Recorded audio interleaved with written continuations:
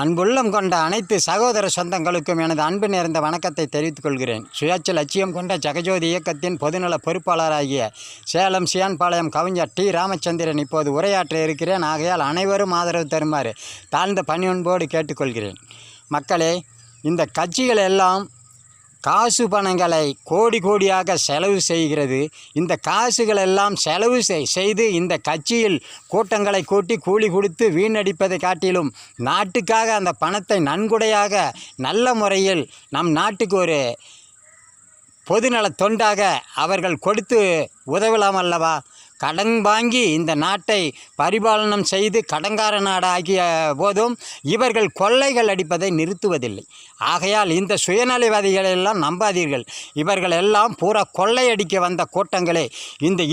இந்த சிஸ்டம், கட்சி என்னும் சிஸ்டம், இது அவர்களுக்கு ஆதிக்கவாதங்களுக்கும் கொள்ளைக்காரர்களுக்கும் வாய்ப்பாகவே விளங்குகிறது.